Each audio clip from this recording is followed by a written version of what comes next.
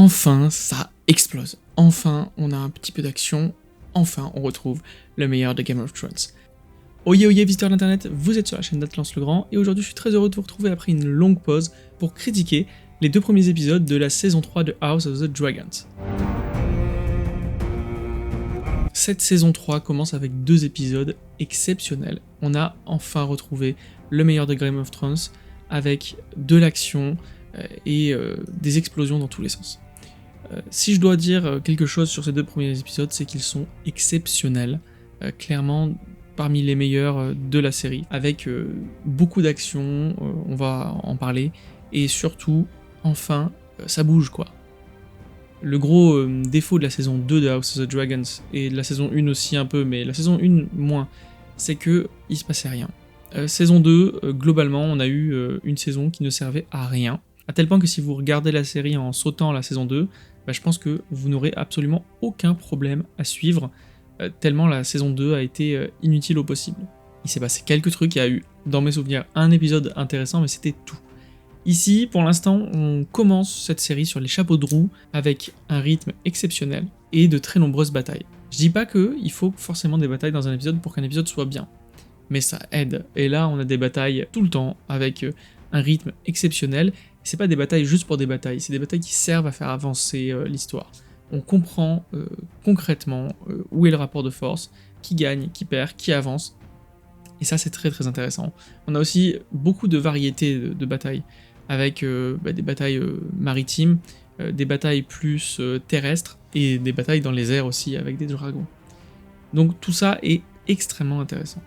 On retrouve donc le meilleur de Game of Thrones, avec comme toujours des trahisons, des jeux géopolitiques, de trahison, d'intérêt,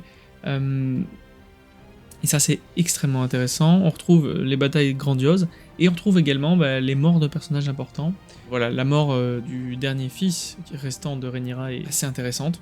On la sent venir un peu, et en même temps on se dit non, ils vont pas nous refaire ce coup aussi vite, et pourtant si, et donc c'est extrêmement intéressant. On retrouve aussi des côtés un peu moins plaisants de Game of Thrones, mais qui font partie de l'univers et de la qualité. Les rapports sexuels un peu étranges, sexuels ou amoureux, enfin, je range tout ça là-dedans, notamment Aemond qui embrasse sa mère dans l'épisode 1. J'étais pas prêt, j'étais clairement pas prêt, ça m'a surpris, j'étais en train de faire un truc à côté en même temps que je regardais l'épisode. Et là, je me suis arrêté, j'ai fait waouh, ok, d'accord. Je savais que ce gars était fou, mais pas à ce point. Ensuite, on a bien sûr dans l'épisode 2 cette tentative de viol sur Alicent.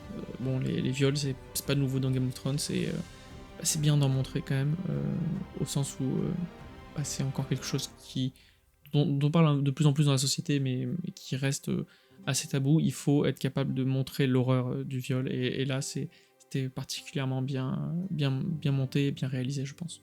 On a donc des batailles très intéressantes, et enfin surtout des arcs narratifs qui avancent. Tous les arcs narratifs, enfin, ils ont progressé, dans le bon ou le mauvais sens pour eux, mais ça avance pour tous. La deuxième saison, clairement, elle faisait 8 épisodes pour faire 8 épisodes, parce que c'était le cahier des charges, alors qu'elle aurait pu tenir en 2-3 épisodes.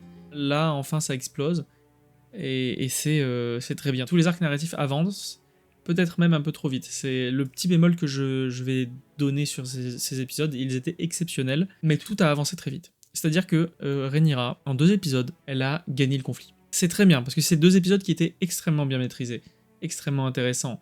On a compris les enjeux, on a compris les avancements, mais là, Rhaenyra est sur le trône et n'a plus aucun adversaire. Et c'est un peu la crainte que j'ai. Là, on va partir sur les craintes. Elle a gagné, tous ses ennemis sont morts.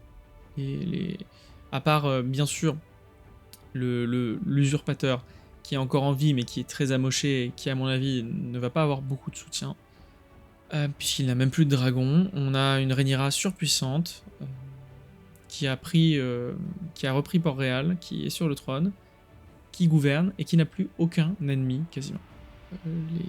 Et donc la peur que j'ai maintenant, c'est après.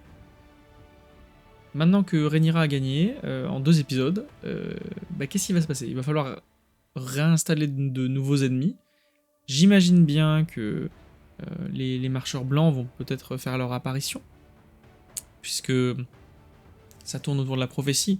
Cette série tourne autour de la prophétie, donc peut-être que ça va tourner autour des marcheurs blancs.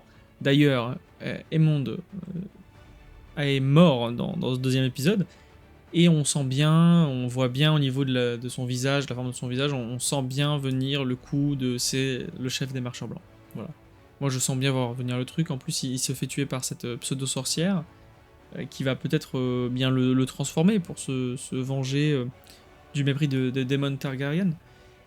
Donc c'est intéressant, on se pose des questions, mais voilà. Mon inquiétude, c'est pour maintenant, pour la suite. Parce qu'on a eu 2 premiers épisodes explosifs, extrêmement bien maîtrisés, hein, et ça, il n'y a pas de débat. C'est les 2 meilleurs épisodes de la série, très facilement. Et donc, on a été gâtés hein, avec cette saison 3 déjà, pour l'instant, mais faut voir dans la durée. Il reste encore 6 épisodes.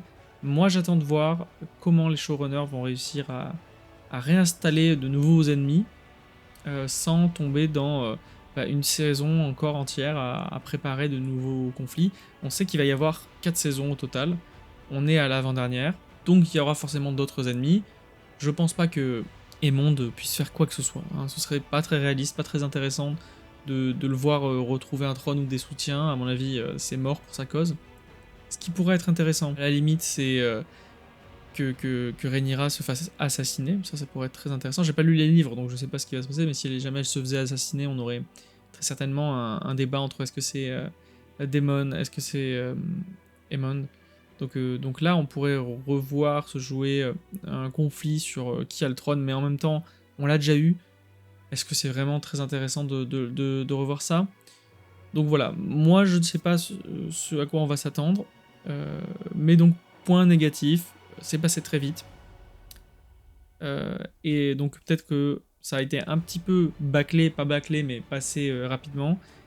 Et donc est-ce que maintenant on va avoir peut-être une chute de rythme et je sais pas comment ça va se continuer. J'ai du mal à me projeter et à voir comment ils vont pouvoir maintenir un rythme. Quand je dis maintenir un rythme, je parle pas forcément de maintenir un rythme en termes d'action.